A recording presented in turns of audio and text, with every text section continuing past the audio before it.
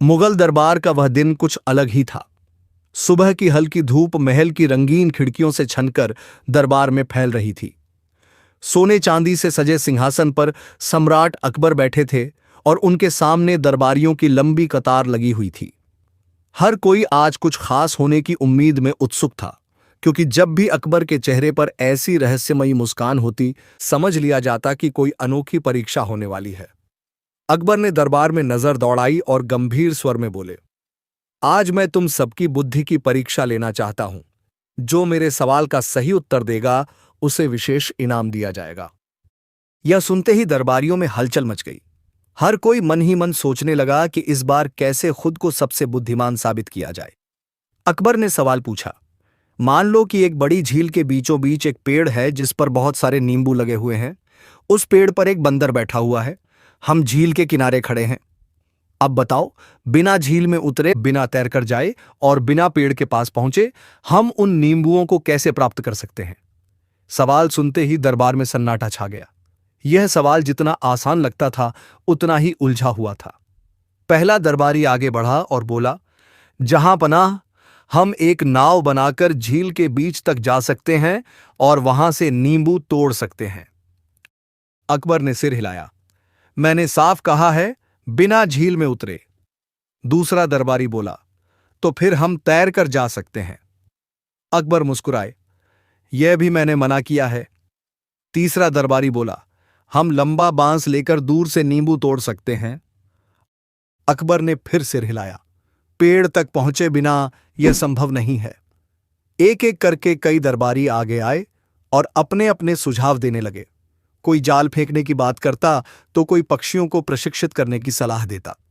लेकिन अकबर का चेहरा हर जवाब पर वैसा ही शांत और असंतुष्ट बना रहा। दरबारियों के चेहरों पर अब चिंता साफ झलकने लगी थी। उन्हें समझ नहीं आ रहा था कि आखिर इस पहेली का हल क्या हो सकता है।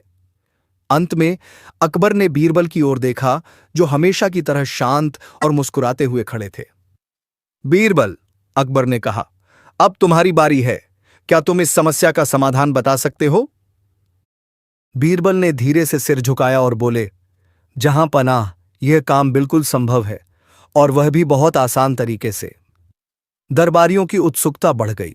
सबकी निगाहें अब बीरबल पर टिक गईं। बीरबल ने आगे कहा, मैं झील के किनारे खड़ा रहूंगा और उस पेड़ पर बैठे बंदर पर एक छोटा सा पत्थर फेंकूंगा। दरबारियों में खुसर पुसर शुरू हो गई। किसी को समझ नहीं आया कि पत्थर फेंकने से नींबू कैसे मिलेंगे। बीरबल ने मुस्कुराते हुए आगे कहा, जैसे ही पत्थर बंदर के पास पहुंचेगा, वह डरकर या गुस्से में प्रतिक्रिया करेगा। वह पेड़ से नींबू तोड़कर मेरी ओर फेंकने लगेगा। मैं जितनी बार पत्थर फेंकूंगा, वह उतनी ही बार नींबू तोड़कर मेरी तरफ फेंकेगा। इस तरह बिना झील में उतरे, बिना तैर कर जाए और बिना पेड़ के पास पहुंचे, मुझे सारे नींबू मिल जाएंगे। यह सुनते ही दरबार में पहले तो सन्नाटा छा गया। फिर अचानक तालियों की गड़गड़ाहट गूंज उठी। सभी दरबारी बीरबल की चतुराई पर दंग रह गए। अकबर के चेहरे पर संतोष और खुशी साफ झलक रही थी। उन्होंने हंसते हुए कहा, वाह बीरबल, तुमने एक बार फिर अपनी बुद्धिमत्ता से सभी को चौंका दिया। जहां बाकी लोग सीधे रास्ते ढूंढ रहे थे, तुमने समस्या को समझकर उसका सबसे अनोखा हल निकाला।